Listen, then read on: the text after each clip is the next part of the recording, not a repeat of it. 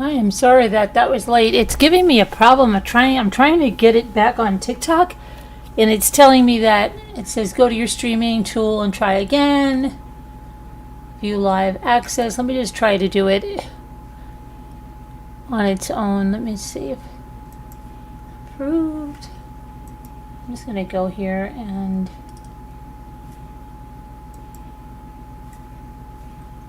I don't understand what is wrong with this thing. It's ridiculous. Let me see if I can do this real quick. Or I'll figure it out tomorrow. I think that's what I'll end up doing. You just figure it out tomorrow.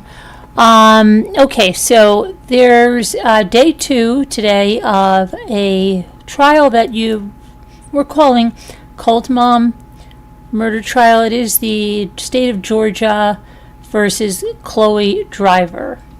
Every time I hear that name, I think of Minnie Driver, but she is nothing like Minnie Driver. And then when I think of Minnie Driver, I think of that song, you know, Loving You is Easy Because You're Beautiful. Da, da, da, da, da. That wasn't Minnie Driver, right? But why is Minnie Driver associated with that song for me? Was she in a movie or something where they had her doing something about that song? Maybe she did. I don't know. Anyway, she's nothing like this. She was 16 years old. She lived with her parents. Said she, you know, she had normal, like, kind of teenage rebellion, whatever it is. But she got involved with this guy. We're going to look it up and really go into the details as far as we can with exactly how she got together with him. But she was his first wife. She was 16. He was 38. He then had 2 other sister wives.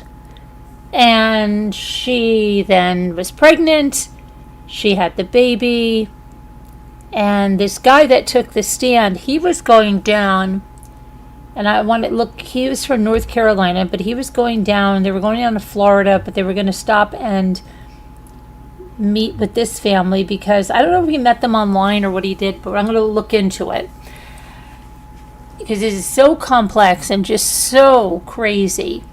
Somehow they connected up, and on the way down, he said the girl that he was with, I guess, kind of had some questions because it's a very patriarchal lifestyle they were living, where the man is the head of the house. He said, but the women are heard, but men are better leaders, and men are better this, and men will make the ultimate decisions, and they're going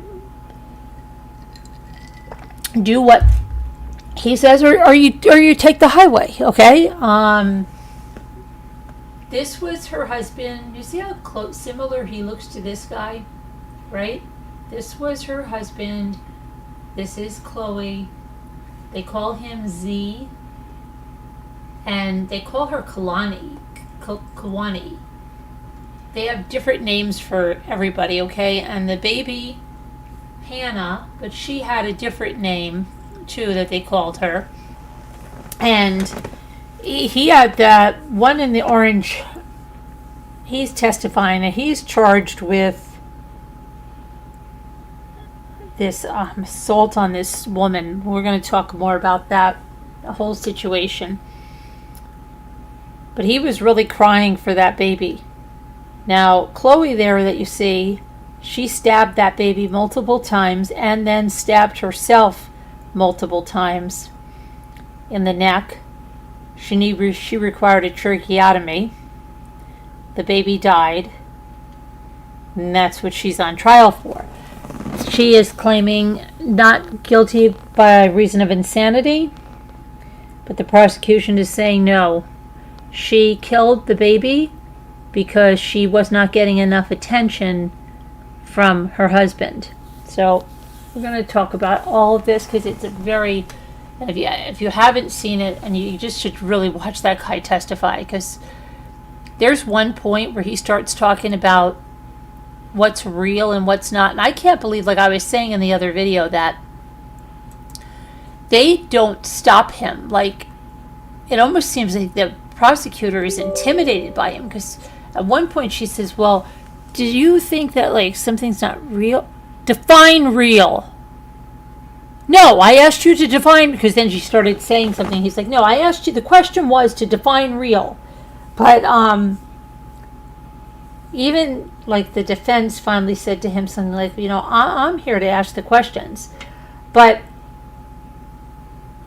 he started talking about, like, quantum physics, and, you know, they do believe in a higher power, but he believes, like, they don't believe in any medicine, and they believe your body vibrates, and that if there's something wrong, any kind of sickness, any kind of something in your body, there can be different vibrations that can cure you. Okay, so, you know, they even went to the point of drinking their own urine. And you know what? There's a lot of people online that are doing that. I know it sounds crazy. Bear Grylls did it when he was out in the, stuck out there in the wild. Okay, so let's, I'm just trying to fix this live studio to see if I can get this to go live, but on TikTok. But I'm not going to worry about it. I'll play with it tomorrow maybe. I've got so much stuff to do. So behind. All right, let me trying to get to make sure that I'm in. I really hope I'm in the live chat. So if I'm not, and I'm not in the right live, I'm gonna be so pissed. Okay, am I? Why is it saying TikTok? What is going on?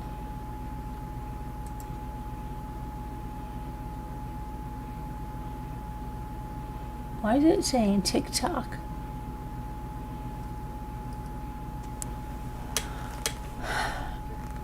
Uh-oh.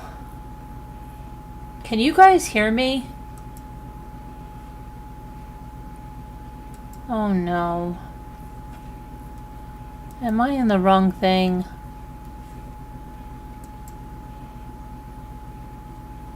Can you guys hear me?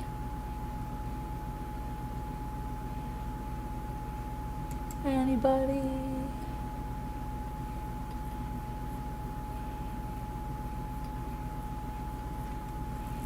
Okay, I don't know. I'm gonna fool around with that tomorrow on the TikTok. I can't figure that out. You can hear me? Can you see my screen? Because why am I seeing TikTok? Like I saw like a TikTok thing.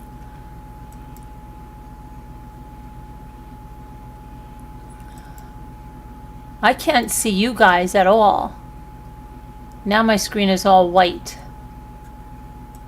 Alright, I'm not touching anything. I'll just talk to you about the trial until this comes back. So, that letter you see where it says, he didn't do it, I did it. And it says, I was going insane and no longer wanted to be with his friends, but we'll talk some more. Okay, let me just see if I can get into the live.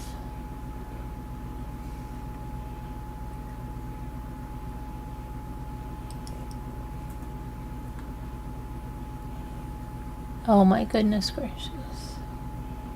This is crazy. You should see when it took me so long.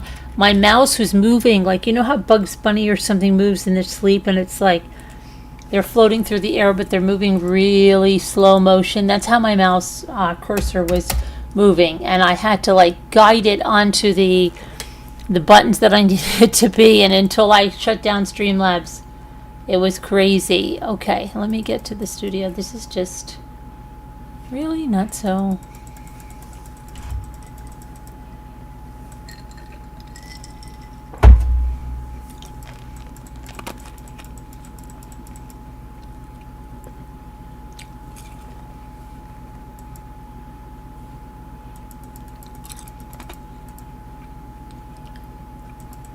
Sorry that I was chewing. I guess I'm going to not do that. I'm sorry.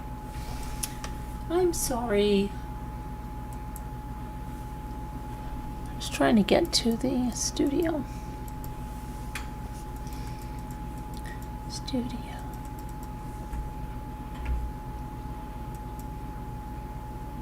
Oh, I see there's like two. Get rid of this one.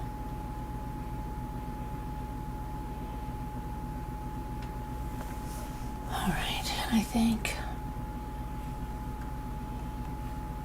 Okay, you hear me? The thumbnail is up and showing. Okay, I don't know why. It was so weird when I went to the YouTube. I'm just going to close all these freaking TikTok windows because TikTok, I don't know what's going on with it, but I'll try to figure it out tomorrow. I'm pissed with it. It says I have live access, go live, blah, blah, blah, blah, blah. But then it doesn't want to do it from Streamlabs, so I think I'm going to have to unlink everything and then relink everything, and I'm going to do that tomorrow. I'm not going to worry about that now. I'm just not doing it. We should be on. Okay. Alright. Get out of here. Oh. And TikTok's going crazy. Alright. Now, let me try to pull you back up here.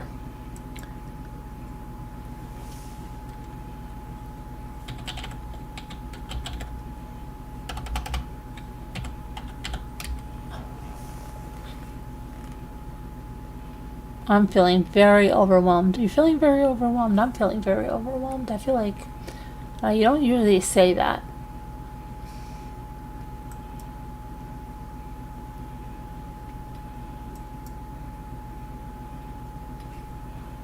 All right, here we go. Dashboard. Last night we looked at Stephanie Lazarus. That was something, huh? But tonight, this is some case we're going to dive into here. And believe me, I'm going to be going down every rabbit hole in this case. Because it's quite the case.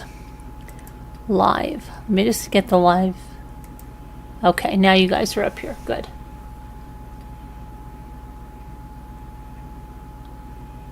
Okay, so first I'm going to go, let's see here, because we got to catch up. I want to bring you and go over the opening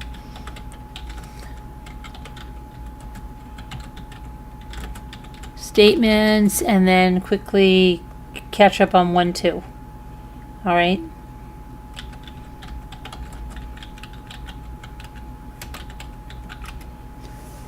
All right.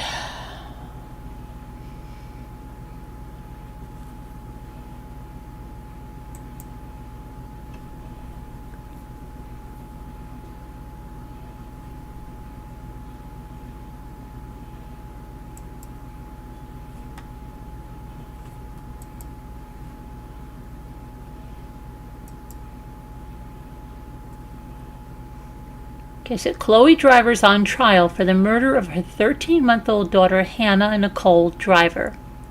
The prosecution alleges that she was involved in a polyamorous and unconventional lifestyle group. First responders and law enforcement officials testified about the grisly crime scene, including a chilling 911 call, a knife that was believed to be the murder weapon, and the evidence of the toddler's injuries. Chloe Driver defense is focusing on her mental state, arguing that she was not in her right mind due to psychological stress and manipulation from elements within her lifestyle group at the time of the murder. The incident happened on December 8th, 2020, at home in the Mountain View subdivision located along Mountain Vista Boulevard. And that's the house right there. Nice house, right? When officers arrived, they said they found both the child and then the 20-year-old mother, I thought she was 19, in an upstairs bedroom. The child was rushed to the hospital where she later died. According to court documents, she pled not guilty by reason of insanity. She faces charges of malice murder, 2 counts of felony murder, aggravated assault, and cruelty to children.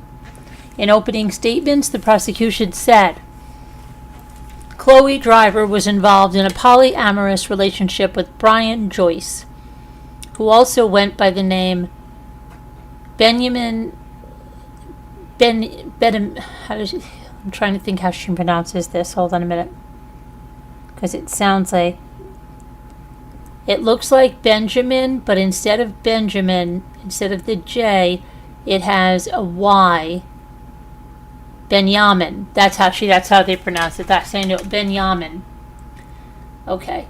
Benjamin Ben Michael. But Brian Joyce, Benjamin. Okay. And 2 other women. The group reportedly adhered to extreme views. They had to be vegan, no drugs, no alcohol. They rejected modern medicine. They followed strict dietary and lifestyle rules. You're going to hear a lot of distracting evidence about this group. But what your decision in this case is what happened to Hannah. The prosecution Deputy Chief Assistant District Attorney Katie Grope said. Katie emphasized the brutality of the crime. She said, "This is Hannah Nicole Driver. On December 8th, 2020, she was 13 months old." The prosecutor said this while holding up a photo of the child. "This is not the way you will see her in this trial. Instead, you will see her the way that first responding officers saw her. A beautiful baby girl who had been brutally murdered by her mother, stabbed repeatedly until every bit of life drained out of her." The prosecution cautioned the jury that they would hear about Driver's involvement in the controversial group with unorthodox beliefs, including strict veganism, sensory deprivation practices, and unconventional healing rituals.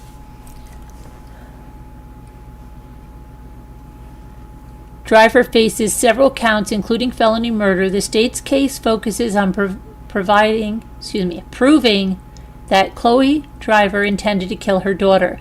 Defense attorney Angela Trethewey, however, argued that Chloe Driver was mentally unwell at the time of the incident. She told about her severe psychological stressors, allegedly exacerbated by her involvement in the group. The defense's position emphasizes Driver's mental state, suggesting that she was influenced by manipulation from Brian Joyce and his associates, which they contend led her to a deteriorated mental health state. There is no dispute as to the facts regarding the events that occurred. Miss Driver does not dispute that she killed her 13-month-old daughter. The only issue in this case that you need to decide is Ms. Driver's mental status and mental status at the time of the crime. 8 prosecution witnesses testified Tuesday in the murder trial of Chloe Driver. The court heard chilling accounts from law enforcement and emergency responders, as well as details about the events surrounding the child's death. A Canton Police 911 dispatcher was one of the first witnesses, recounting the 911 calls that reported Hannah's stabbing. Audio of the call was played in court, with the dispatcher confirming that none of the callers indicated that Chloe had also been injured. Following the dispatcher, the homeowner of the property on Mountain Vista Boulevard testified. He described his relationship with Brian Joyce, a man he referred to as Z, whom he had met through a third party after seeing a video about spiritualism online. The homeowner said Joyce and his girlfriend had intermittently stayed at his home since 2015, describing Joyce as some sort of crazy hippie. Although he was aware of Joyce's polyamorous relationship, he stated that he had not observed concerning behavior. Canton Police Officer Gary Pruitt, who was the first to arrive on the scene, testified about responding to the dispatch call at around 2:27 p.m. The call came out. It was that a mother had killed her baby with a knife, Pruitt said. He recounted finding the young child bleeding on a mattress, and jurors were shown body camera footage of his arrival at the home. Driver appeared emotional while the footage played. Pruitt added that Hannah was taken to the hospital by medics. During cross-examination, he confirmed finding Chloe lying on the floor, holding hands with her child on the bed. Canton Police Corporal Adam Yurkovsky testified that he began the initial investigation by separating the parties involved to prevent from coordinating their accounts. Hold on, my me nuts. Paramedic Brooke Ice, an 8-year veteran with the Cherokee County Fire and Emergency Services, described feeling in danger as she attended to the baby, nearly kneeling on the knife believed to be the murder weapon. Another paramedic moved the knife, which had been on the floor near her. She testified she was unaware of the identities of those present, heightening the sense of fear. Canton Police Detective Tom Priest testified next, telling the jury, "I was led upstairs to a room where the incident occurred, and I saw large amounts of blood on the bed and on the floor, and I also observed a knife on the floor." Priest shared photos from the scene, including an image of Joyce, whom he said appeared shocked and emotional upon learning of Hannah's death.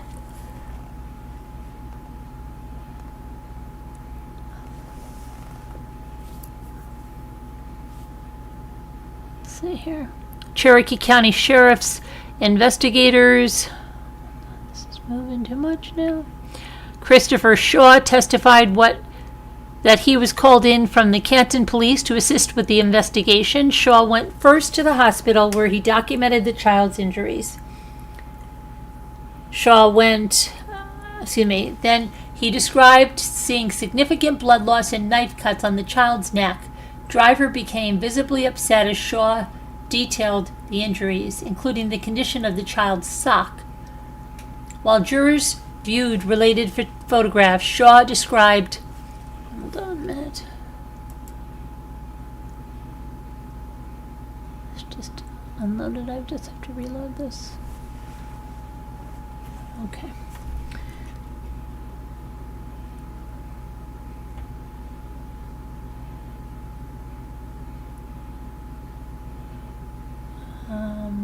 Where did it just go here?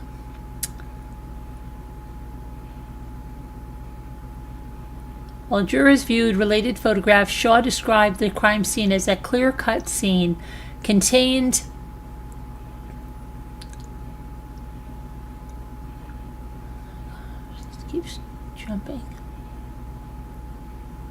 to a single bedroom, and noted that the knife suspected to be the murder weapon appeared to belong to a set taken from the kitchen. Yeah, and there's a picture of that. Finally, Commander Lindsay Harris, a digital forensic specialist with the Cherokee County Sheriff's Office, testified about her role in unlocking Chloe Driver's cell phone and extracting data. Harris said her division generated a report with over 800,000 pages of data from the device. Medical witnesses are scheduled to testify Wednesday as the trial continues. Okay, and that's what was today. Okay, so we're caught up on day 1, and let's talk about day 2 and this guy that took the stand today.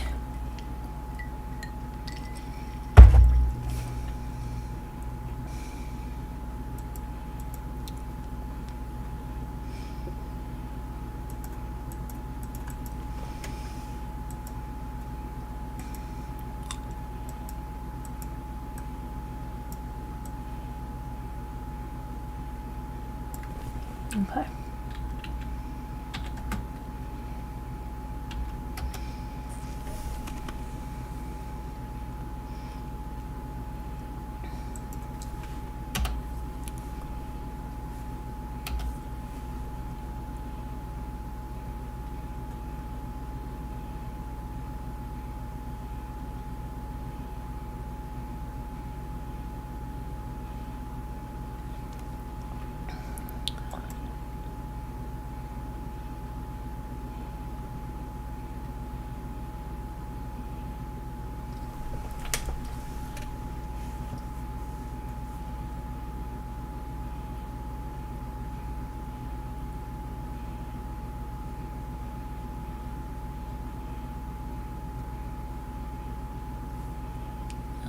Your husband time been done.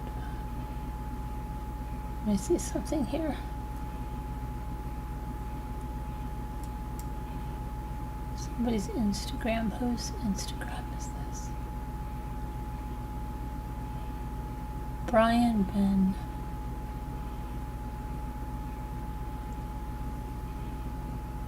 Is that the husband?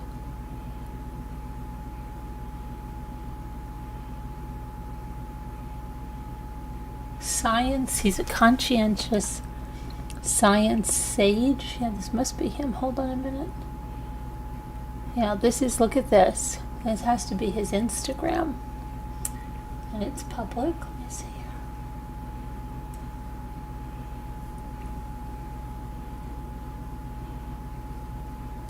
Okay, it says musician, trust law consultant, conscious science sage, financial advisor turned farmer, now out to develop a brand new kind of property acquisition. There's the other sister wives. Now I know they said one was having a baby, one had a baby I think today, and one was having a baby. So this is another sister wife.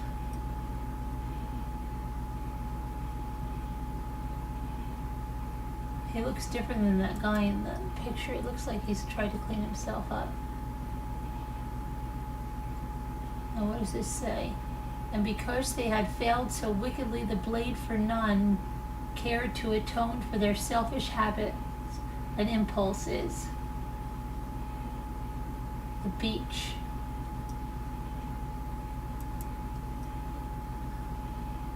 Light is coming through. Is that the other sister wife?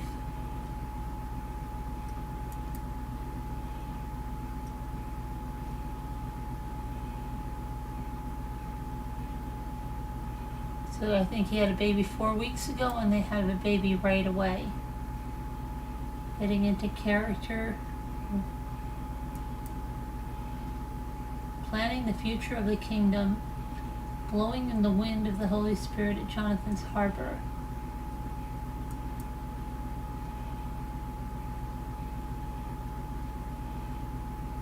Now that looks like Hannah. Forever honored that you showed up to be with us. Nimsy, yeah, that's what they call her, Nimsy. That's Nimsy. That's the little girl that was murdered. So that's Chloe right there. Eternally linked. So he's putting this up 12 weeks ago, and he just started with this 12 weeks ago, and she's been gone for almost 4 years.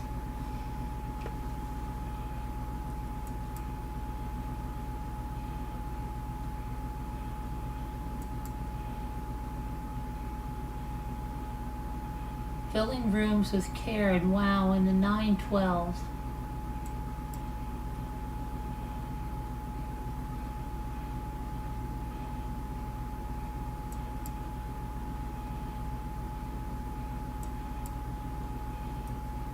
And let me tell you that during COVID, what they were saying in court, they applied for these PPP loans. PPE loans are those, those loans. And they got over $100,000, which they used to set up stuff. And hi, Melissa, we will speak soon. This is a wonderful place which needs some scrubbing of evil individuals.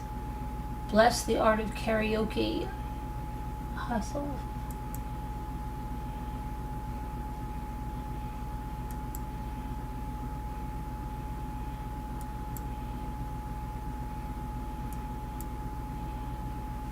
Okay, restoring order piece by piece. Is that? I don't know if that's Chloe or.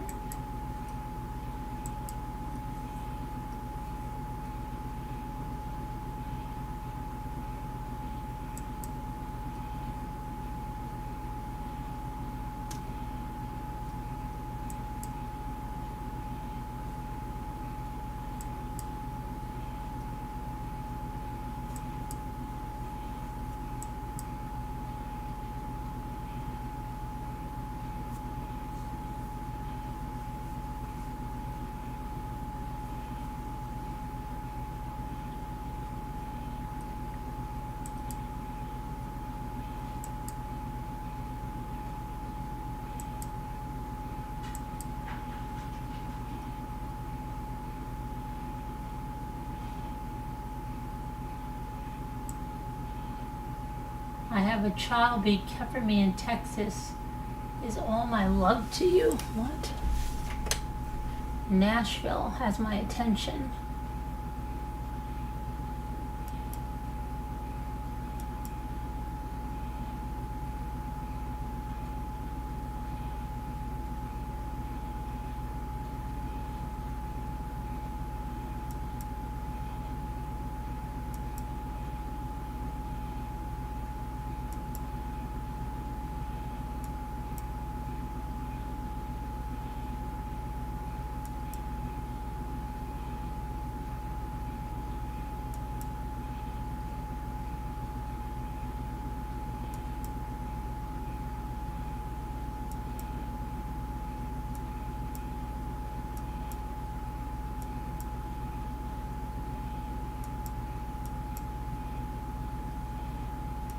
That is really strange.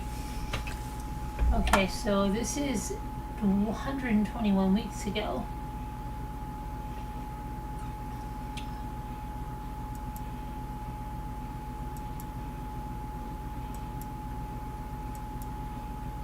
See, they were going down to Florida. There they are, another South Carolina, Chattanooga, Tennessee.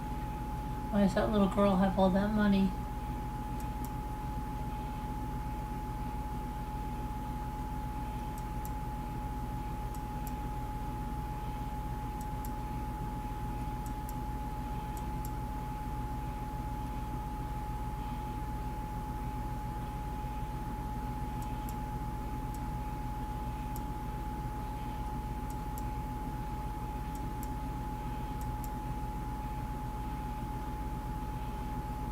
When whipping up a sound frenzy, make sure you keep the den spiffy. Baby love.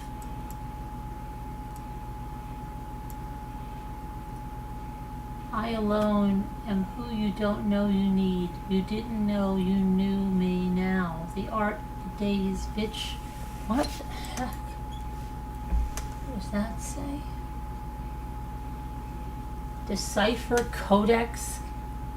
What the hell? Okay, so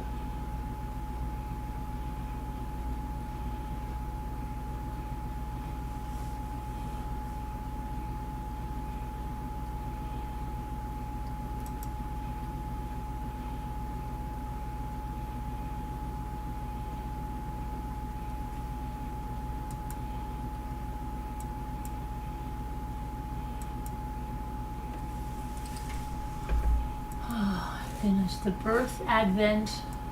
So I guess she's giving birth in the tub.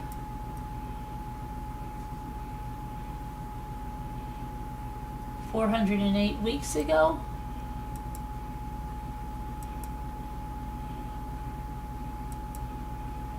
Who is that?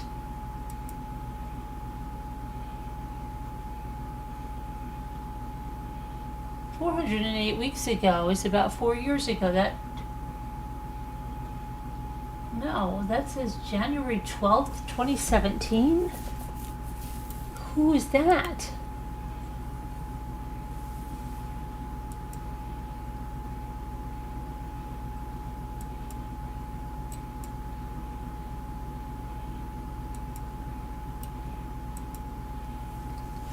I'm lost here.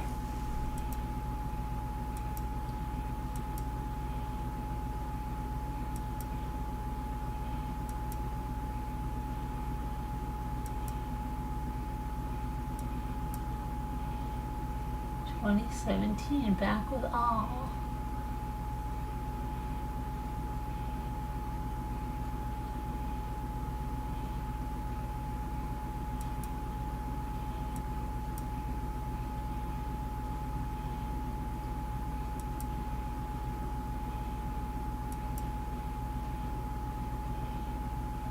Where's that little boy and that mother now?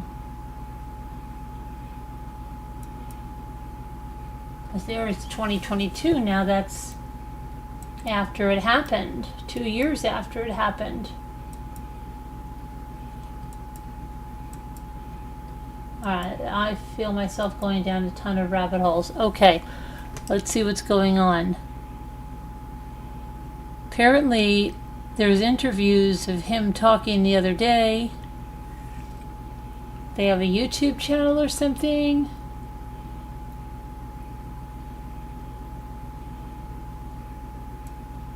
Apparently there's some kind of a... Gaslighting. One day you... What is this?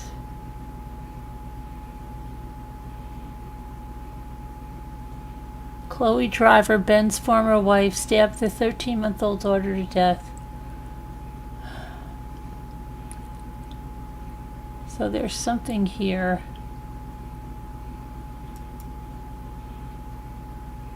On YouTube. Proper instruction motivates people.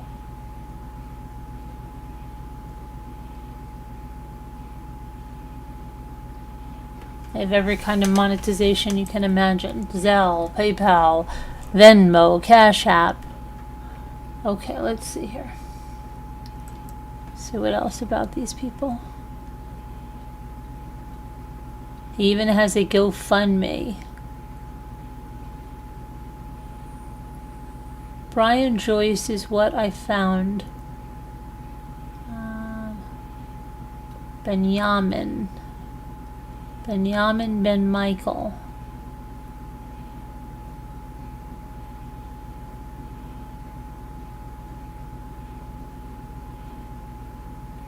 Benjamin Ben Michael. He has a few old Facebooks. Nothing with Chloe.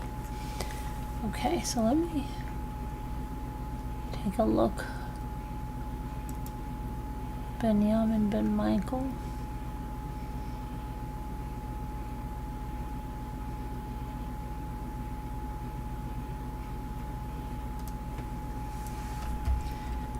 Benjamin Ben Michael. It's coming right up.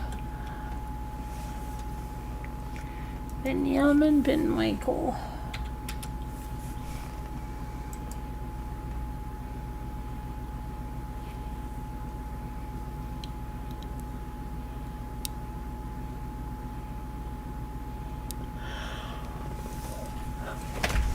This is so weird. Okay. But we didn't go to, we have to go to day 2. Okay, so let's just, we're skipping all around. My ADD is going crazy. Let's catch up on day 2 because you guys did not want to.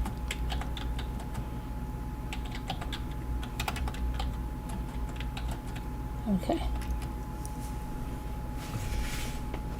All right.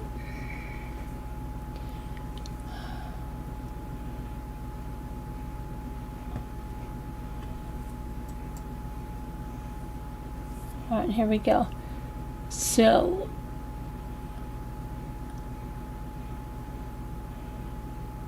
Jason thinks he's the only incredible witness. He knows exactly how to diagnose Chloe. That's who took the stand, and trying to think of how they how they connected up.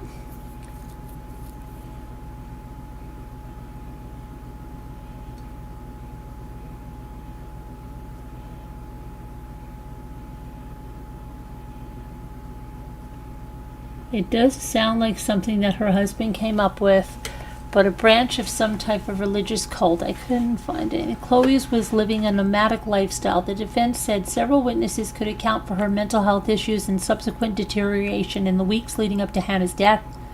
In opening statement, prosecutors said Chloe Driver was one of three women married to Benjamin Ben Michael, also known as Brian Joyce, who lived a nomadic and religious polygamous lifestyle. Driver's defense said those beliefs, coupled with mental illness, led Driver to psychosis that resulted in the death of her daughter.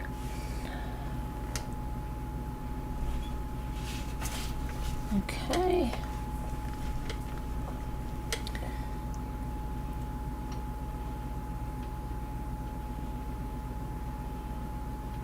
He said men are much better leaders. Women get emotional. Men have emotional regulation.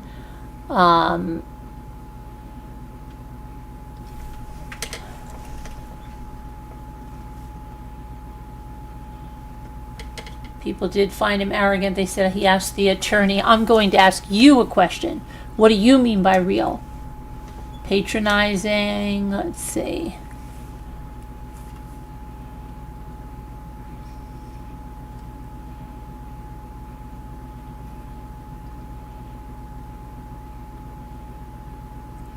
Someone said, Jason made this. Appears he was practicing restraint on the stand. Okay, he's got an Instagram too, the guy that testified. Let me see, Jason.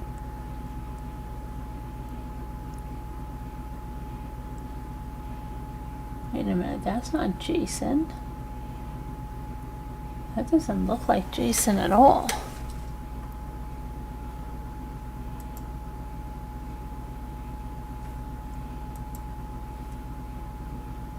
Jason Spiller. That doesn't look like him.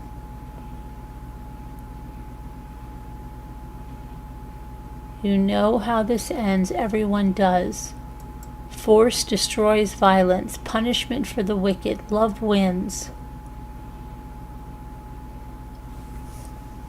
I don't know what the heck.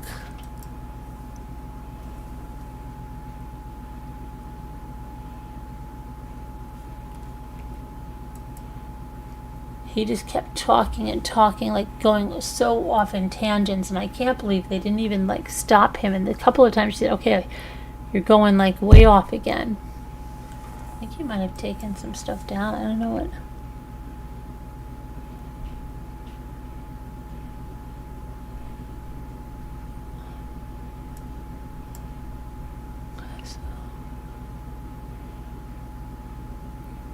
So here supposedly November 3rd, 2021 is something about wanted man who threatened to torture and kill.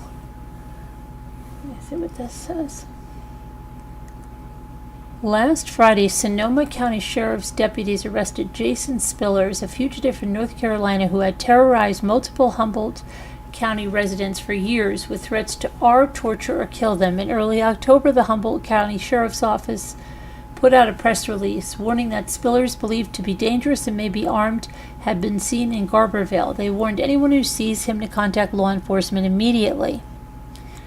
They stated at about 9:15 p.m. dispatch received a call that a wanted man was located in Aviation Boulevard, Santa Rosa. The man was Jason Spillers, 33, transient. The Sonoma County Sheriff's Office stated in a post that employees of a roadside assistance company had grown suspicious of Spillers, and after discovering he was a fugitive, have reported him. Deputies dispatched confirmed Spillers had extradition warrant out of North Carolina and that he was considered dangerous, possibly armed. When detectives arrived, they found Spillers in a van and they ordered him out at gunpoint. He compelled and was arrested without incident. The suspect was booked into the Sonoma County Jail on a felony fugitive charge and is being held without bail and awaiting extradition hearing. His warrant is for charges of assault, threats, and violation of probation. Okay, let's see. Oh, that looks a little bit like him. Let me see.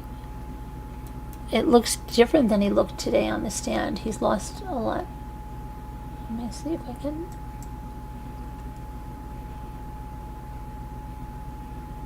This is the guy.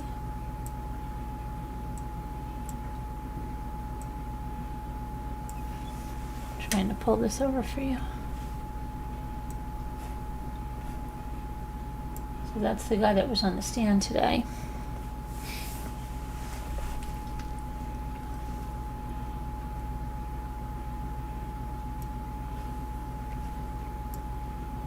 And get over there. Okay. So this is from 2021 when they got him. It said here's what it says. So here's some interesting news. They added, we'd like to thank the astute employees of the roadside assistance company for calling us when they discovered Spillers was a fugitive. They quickly provided detailed information that helped us find and arrest him. This is an outstanding example of the community and law enforcement working together. One of the Spillers Humboldt County victims, a young woman who grew up here and graduated from college elsewhere this year, spoke to us by phone last night, described how the man terrorized her and people she knows. People, please note that the writer knows her personally. Okay. According to the young woman, she first met Jason Spillers in 2017 with a group of friends from Humboldt County. It was my freshman year of college, and we were all in Coachella together. One of her friends' friends had brought Spillers. He spent that weekend hanging out with us. He seemed pretty mellow, a classic hippie that you can just tell did drugs. He had some quirky ideas. For instance, he said he believed the earth was flat, she explained. Well, that's what they asked in court today. They said something they had like a psychiatrist that took the stand, and they said, about delusions and hallucinations and delusional, is that flat earthers? Have you ever heard of flat earthers? Yeah, does that mean they're delusional, or that they're what did she ask them? They were having delusions? No. Okay, so they said flat earther, so he was a flat earther. After the weekend was over, she went back to school, and everyone else went back to Humboldt. Apparently, over the next few months, Spillers visited with one of the girls' families, and he became overly attached and controlling. Oh boy. I don't know the exact burning point, but within about 6 months of Coachella, he clearly took a downward spiral, started making threats. Yeah, that's what he was doing. He's making threats to people online, to the family of the girl. She doesn't want to divulge publicly much information about his obsession, in part because it would help identify the family. Spillers no longer was in the area, presumably returning to North Carolina, but his voice and message contacts continued. It was just getting worse and worse, they told us. The accusations got crazier and crazier. There was a lot of death threats. She said he started leaving perverse threats towards an underage girl in voicemails and text. He started saying sexual things about the minor. The young woman told us. He said that she was his and nobody had a right to her. He was going to come to take her virginity. Well, he said on the stand he wants to have multiple wives and multiple children from multiple wives. That's what he wants.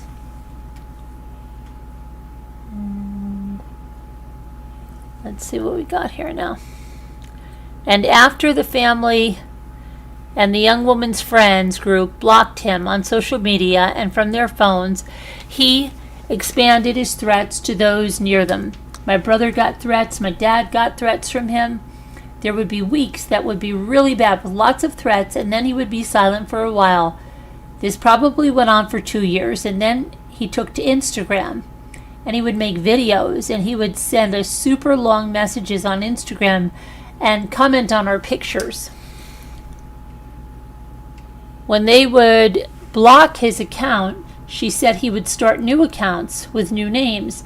He would go to friends' accounts and comment. She explained, if you had any relationship to the original friends group, he's going to find a way to be in it. At one point, he sent out a large number of letters, yikes, through the U.S. mail to a group of people in southern Humboldt. Let's see, what did he do there? Okay. The threats just kept getting worse and worse. They put out Instagram. They put all their Instagrams on private. They quit posting locations of any of their social media. They locked everything down. This went on for 4 years. At least one member of the group tried to get a restraining order, but for some reason, it never finalized. She thinks he has schizophrenia. She was told that other groups elsewhere have been stalked by him. The Humboldt County Friends Group tried to take comfort that Spillers wasn't in the area. As long as we know he's not there, he's there and not here. They tried to believe it would be okay, but the fear was intense at times. Some people wouldn't even stay home alone. She said they did contact law enforcement, but even though they had tons of screenshots of the physical threats, there was nothing law enforcement could do because he wasn't doing anything physical. She explained, "We are getting these genuine threats and no one is doing anything about it. It felt so hopeless. No one seemed to be taking it seriously." And like, I'm looking at some stuff here. I'll show you some of his posts that he posted to them.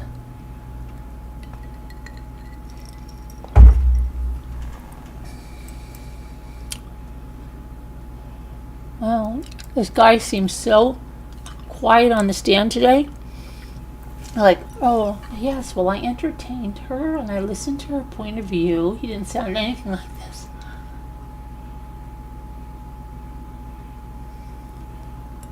Where did this go?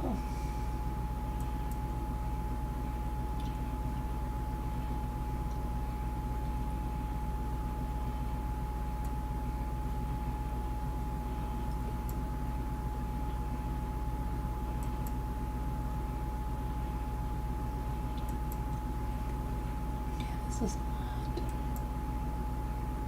Where the heck is the thing that I'm reading? It must be here. Okay, here it is.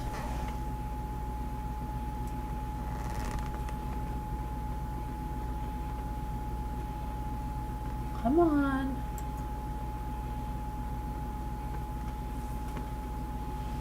I'll go over there in a second. Just being a little jerk. There it is. Let me make it a little larger so we can read that.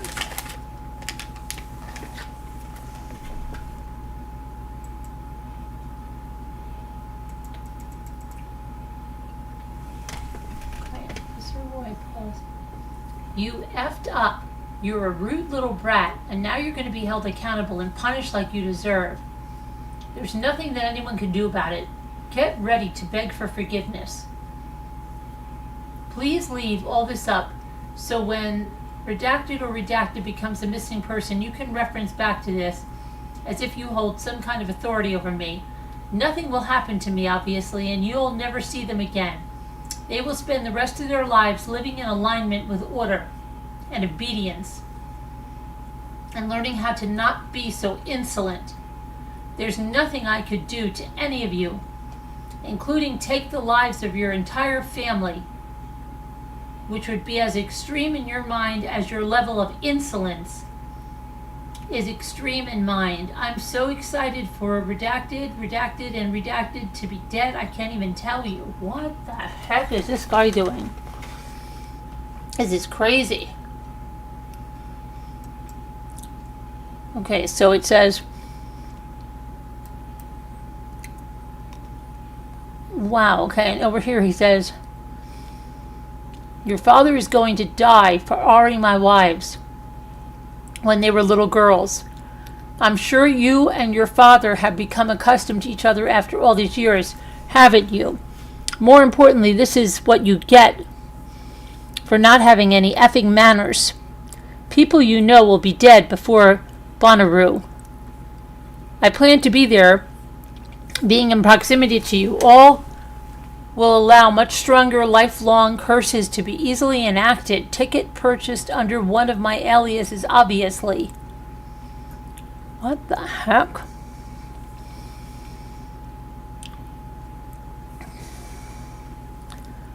Well, that's what he was saying. He was saying that she was abused, like, by all these people and all this stuff, and they're saying, like, I think that it didn't happen. It's what they keep telling her and want her to believe to, like, separate her from her parents and everything.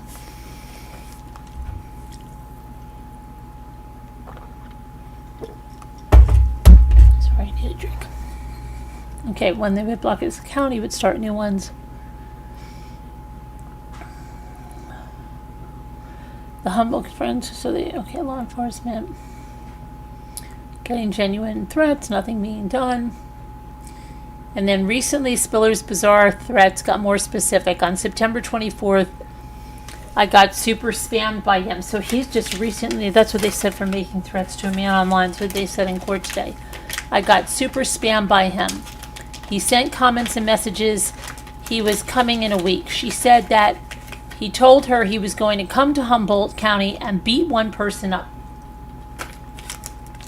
Well, and then go to another area where one of the young women lived and kidnap and torture her. Within 2 weeks, he showed up at their house, slashed their tires, spray painted their cars. She did not witness it herself. Humboldt County Sheriff's Office issued a press release on October 6th asking the community to keep a lookout for spillers. For a bit there were sightings, then there was nothing. Until Monday, when the Sonoma County Sheriff's Department announced Spiller's arrest on Friday. The young woman said she was extremely relieved to know that he was in jail without bail and was supposed to be extradited back to North Carolina to face charges there. This doesn't even look like the same guy. Hold on. To me, it doesn't.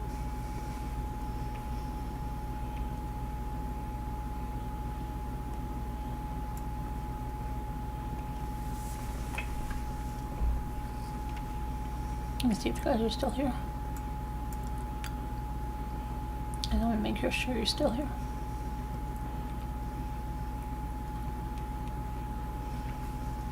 This is Wanted. Pictured above is a stock image of a vehicle matching the make and model and color of Spiller's vehicle. So he's driving.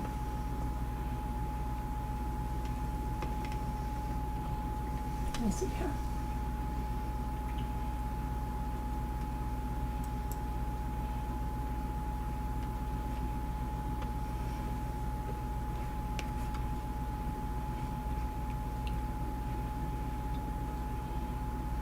Are you here, guys? Yeah.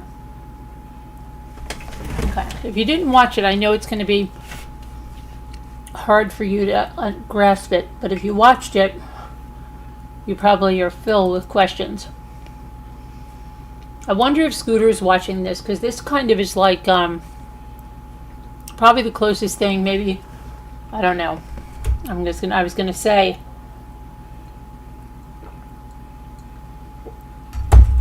what was that guy's name? Guy that represented himself in that parade. Murder? Darrell Brooks. I don't know, but it's just, this guy is like really weird on the stand, but I know he was on today. What does Debbie say? His hair is longer, he's bolder on top now, right? Yeah. But he doesn't even look kind of like the same guy. I don't know. Let's see what else he did. So those images were released. He was armed and dangerous. And that was back in 2021. Okay, so, but what I want to look up at is, how did he get involved with these people? And I want to look at more about how Chloe got involved with them, how her parents, you know,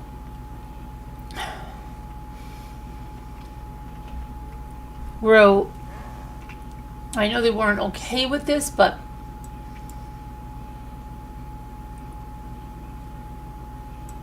okay, let's put him over here now. We want to see what else he's up to, okay? There's a whole bunch of court documents. And I really would like to see some of the interrogations, if they're out.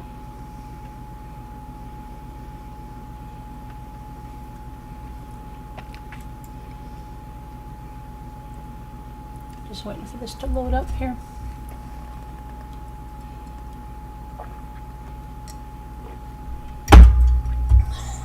Keeps coming off. Let me get this down.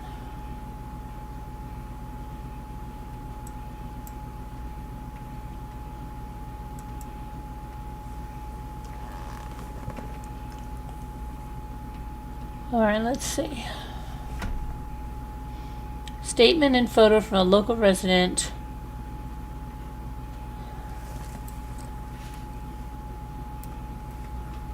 Okay, Instagram has the majority of people that Jason mentioned tagged in it. His Instagram, but he keeps changing his Instagram. Let's see.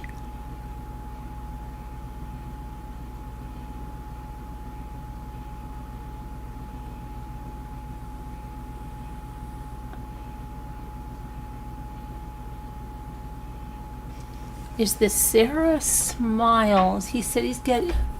Is this the Sarah he said he's getting ready to give birth soon? It looks like her. If you compare the picture, Sarah Smiles, 100 account.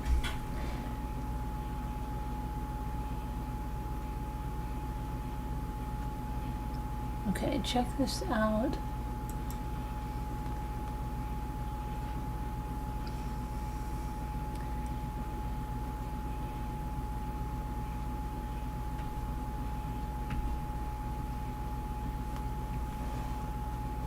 Oh, that's that one of him jumping up and down.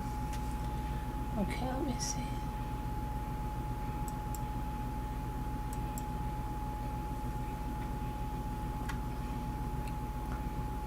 Really starting to wonder about the dark time.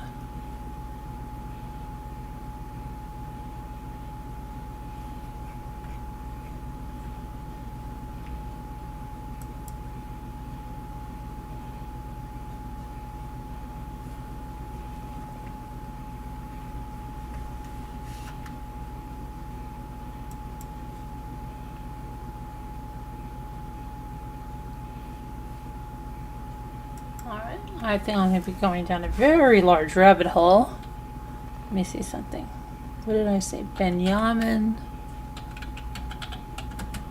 Ben Michael. It sounds almost like George Michael in Arrested Development. The way they have these names. Benjamin, Ben Michael. Benjamin, Ben Michael. Okay, let's see what he's got here.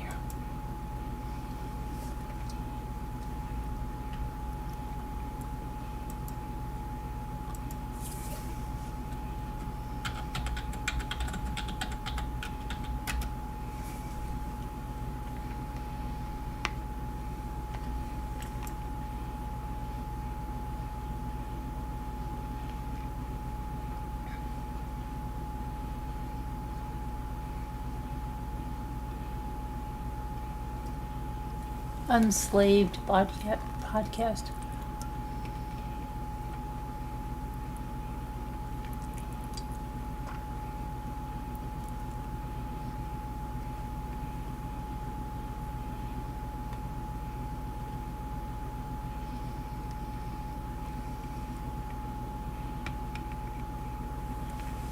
Okay, they met. Okay, according to the opening statements, they met at a bus station in Atlanta. She was 16, I think, when they met. He's 21 years older than her. Not this guy. This guy's a friend.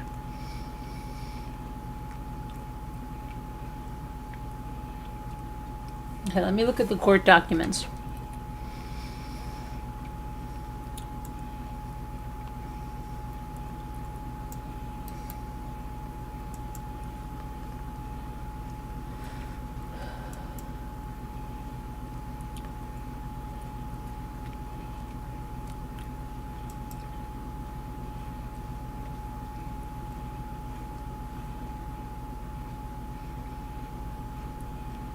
Okay.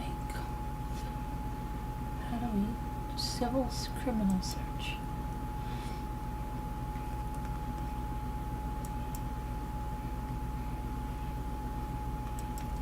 Okay.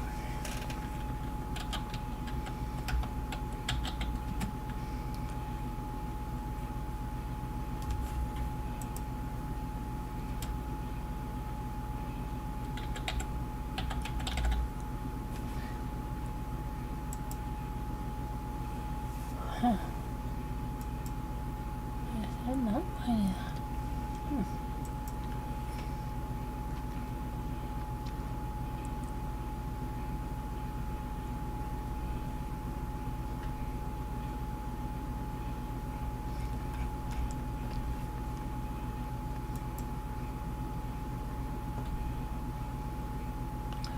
see.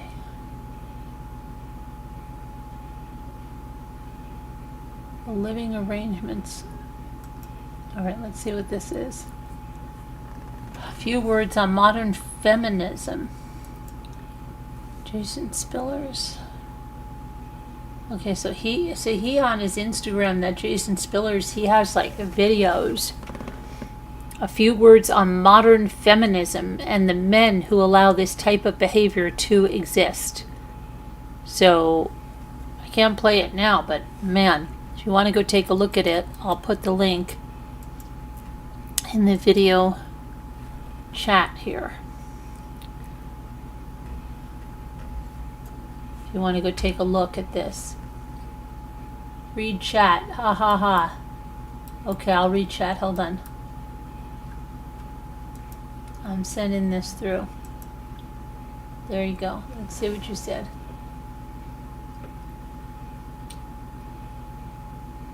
Chloe is his second wife, but the first of these three. He met up with Z from a mutual friend named Piggy. Z is Brian. Yeah, Z is Brian. That's how Jason got involved with them. How did Jason get involved with them? That's what I want to find out. How? Through Instagrams and stuff? He found them online?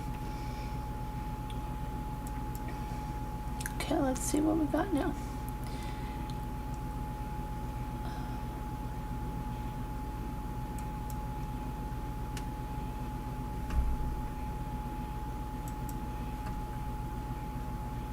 All right, so the witness, let's see.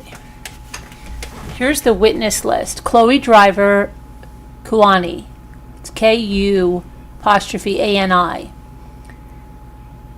Sarah Stiles, his third wife, Gamiana.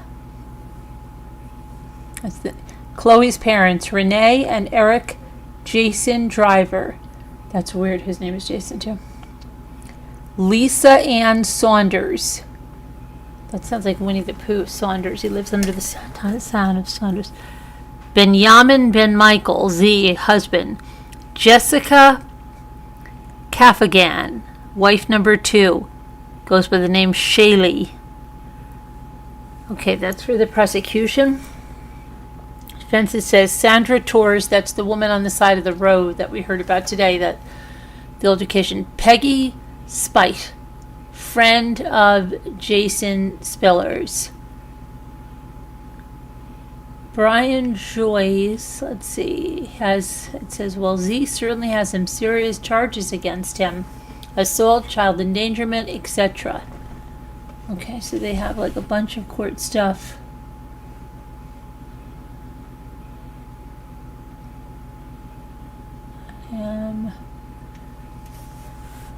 Let's see.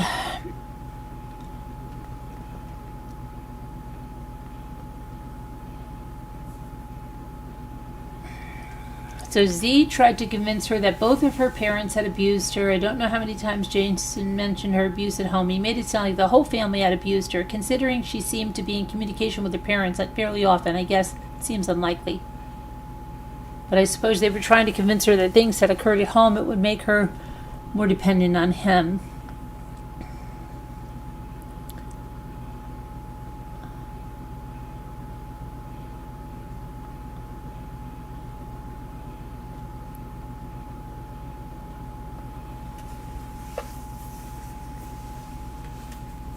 So let's hold on. In 2015, Z was talking about the hippocampus. They came to Chloe in 2020 to punish him by having her kill Hannah. I thought Jason sounded boringly crazy.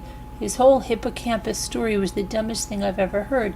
Maybe you were being punished because you were in jail at the time, Z. What? I'm honestly starting to believe that Chloe was the only sane person there, and that's what drove her to insanity. I look at her demeanor during the trial, and I feel so bad. It's so different from how Leilani sat there, you know? You could just tell she was wrong. But Chloe, it's different for some reason. I'm not into the spiritual stuff, but I can really see that she's a kind spirit. Someone said, I know what you can mean. I know what you mean. I feel the pain coming from her. She can barely look at any pictures of Hannah and has trouble listening to some of the things that are said about her. My heart does break knowing how painful that is on her. Okay.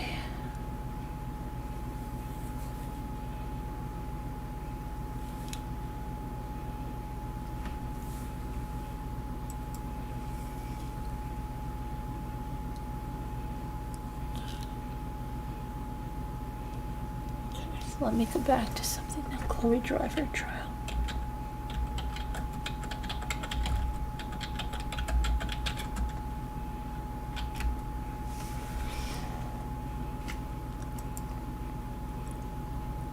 All right, here we go. Jason Spiller said Z.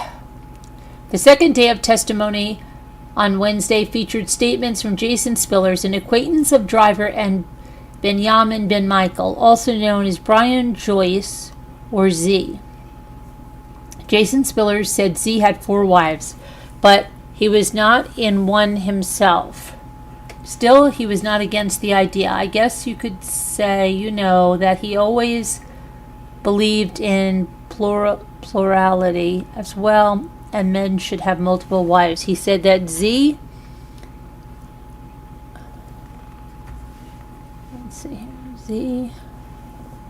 was it Alexis Driver, Jessica Lee Kafgan, and Sarah Stiles.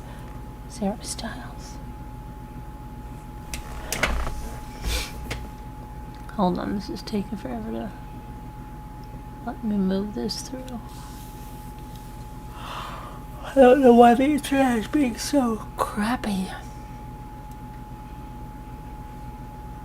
It's almost 4 o'clock, but I really want to go through this. I'm going to go through what happened today, and then I'm going to be on rabbit hole duty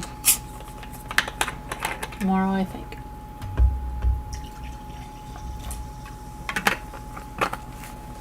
Can't wait to go see another day of this trial. I hope that her husband Z takes the stand tomorrow. I want to hear that guy. Okay, here we go now. Jason Spiller said Z had 4 wives, but he was not in one himself, the plural marriage. Still, he was not against the idea. I guess you could say, that he always believed in plurality as well, that men should have multiple women. He said Z was with Chloe Alexis Driver, Jessica Lee Kafgan, and Sarah Stiles. But their chosen Hebrew names were Kuani, Anna, Gamani, and Shilig, respectively. He recounted how Z and his wives were nomadic and how he had gone on several trips with them. I thought it was really interesting because you only see that with religious cults, he said, talking about the social perspective of polygamy.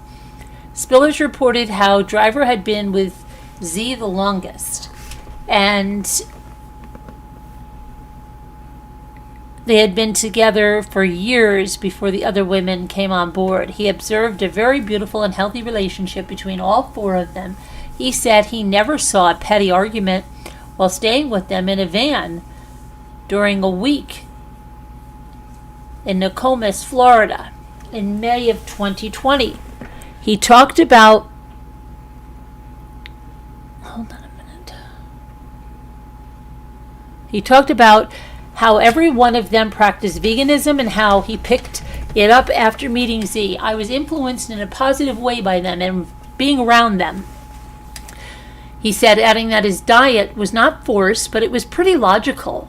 He also said that he, along with the others, would also drink their own urine for health reasons, going into great detail about the practice. Spillers also talked about dark therapy, where all the windows were blacked out and people would meditate for an extended period of time. Z never made them do any of that, he added. That the women wanted to seek a higher level of being. He added that Z was the head of the household when it came to family, believing in a patriarchal and traditional gender roles. When pressed by prosecutors if it was biblically based, Spillers replied, no, it's just psychologically sound. Men are better leaders. They're better decision makers. They can regulate their emotions in a way women cannot. And they're just better leaders. He insisted that they had the choice to leave. Spiller said Hannah was always around. That's the baby. He became emotional when speaking about the infant's short life. Driver also showed emotion during this portion of testimony. When pressed if he, Driver, and the others had a non-traditional belief system, he responded, "Yes, I'll take that as a compliment." The prosecutor then turned her sights on a single person's delusions versus a belief system. Define what is real. Spiller challenged the prosecutor when questioned about an alternative reality. There is something greater here that those who are inept choose not to believe or see. When pressed on what the collective group believed, Spillers responded, "We're not talking about Kuani or Sheeling. I mean, these are women, you know, that wanted to run and laugh and be silly on the beach with me, and me and Z are sitting here discussing doctorate level perceptions in quantum physics, but these women don't have those types of conversations. They do what women do. We're not having these conversations with these women. I'm not even sure they're capable of that." He added that it was also not the woman's role to have those conversations. Spillers and Driver would phase in and out of delusion. He recalls a time when he had to run her down to coax her to come back from the middle of the road in traffic. He described a dramatic shift in her mentality after an encounter with a woman. It started with, "I need to protect the baby," he described, adding that he would try to be as gentle and as patient as possible with her. Spillers testified. Hold on a minute.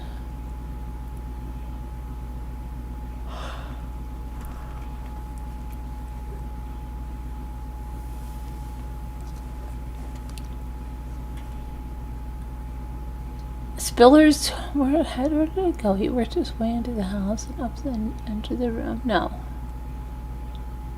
Spillers testified that he had provided CBD to Driver to help with her moods leading up to the infant's death. Chloe discussed moving to Florida with her family, planting a garden and doing some self-healing.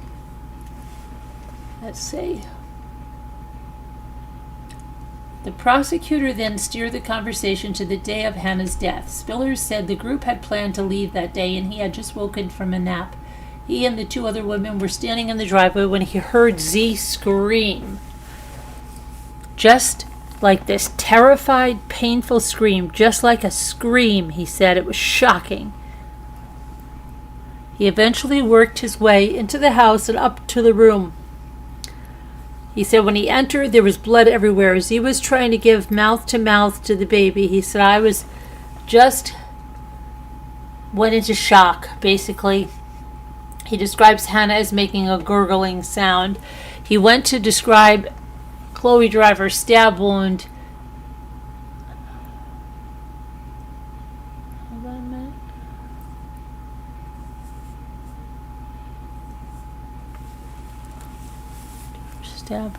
He described putting pressure on Chloe's wounds, using his sweatshirt and his hands.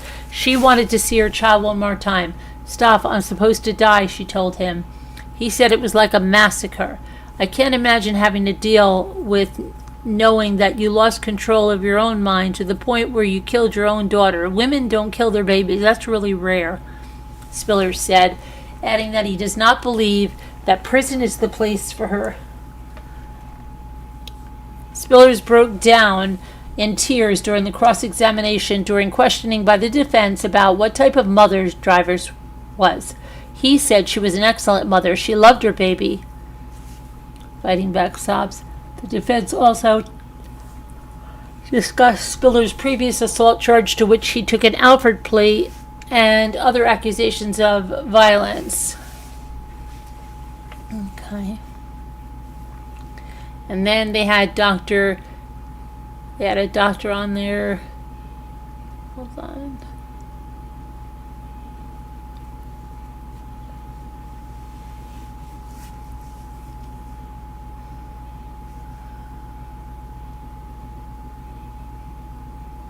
Oh, wait a minute. There's more than this. Chloe Driver's relationships, belief. Oh, we got that. Okay, so Hannah Driver's death. It was like a massacre. I heard that. Dr. Asif Chudhari, psychiatrist at Wellstar Kennestone Hospital, testified that there was no illicit substances found in Hannah's system at the time she was admitted for treatment. He also testified that Chloe told him, "I wasn't supposed to make it." Chloe would later go on to admit to him that she felt the only way she could get out of the relationship was to take her own life and take the life of her baby. He said that she told him that the feeling had been growing for some time.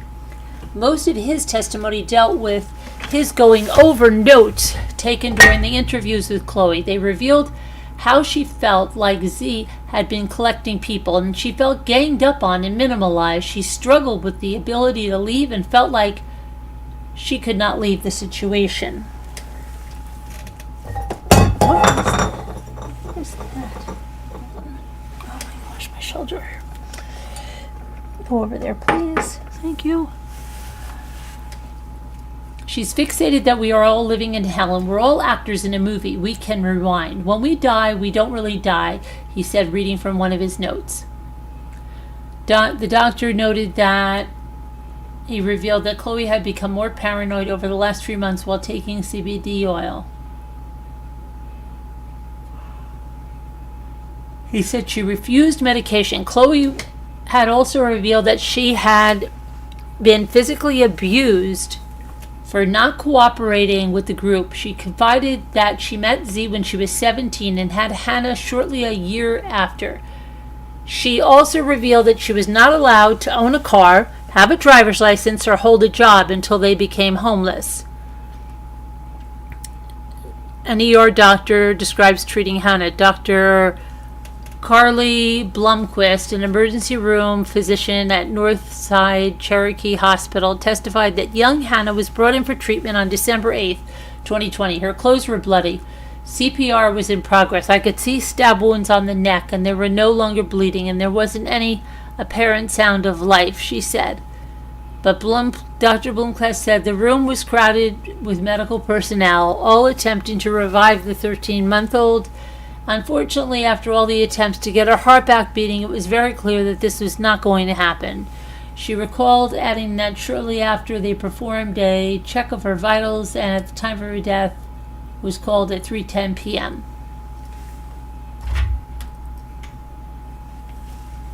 Okay. The wounds were no longer bleeding. She had lost a lot of blood, the doctor said, adding that her blood was gone. She bled out. Dr. Laura Darasaw, a pediatric forensic pathologist with the Georgia Bureau of Investigation, also took the stand to discuss Hannah's autopsy. She found multiple stab wounds, one in the neck, which went far into the child, striking her spine. Dr. Darasaw went into great detail about every injury the young girl received. Okay.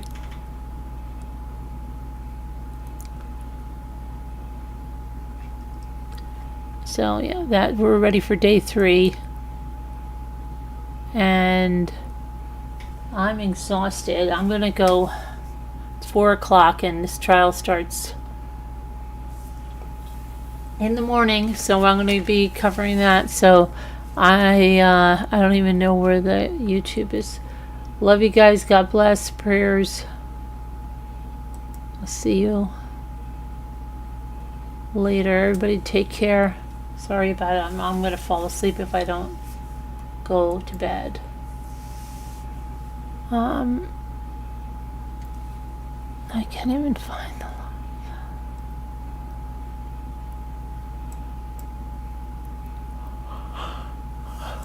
I'm so tired. I can't even find. I'm just going to close it from here if I can do that.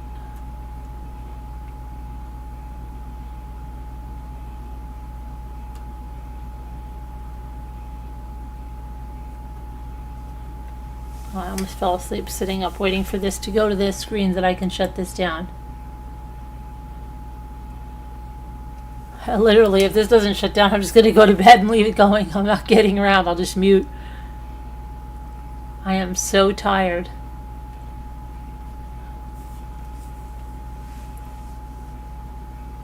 Total white screen. Come on.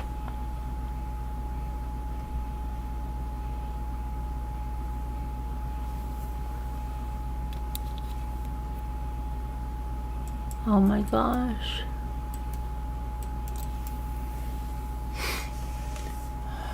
If I fall asleep, I have to wait for my computer to do something.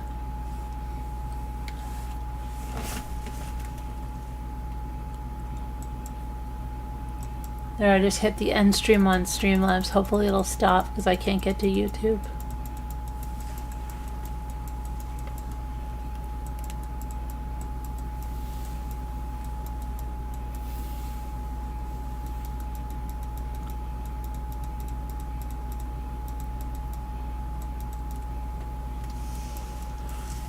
Oh my goodness, this is not stopping.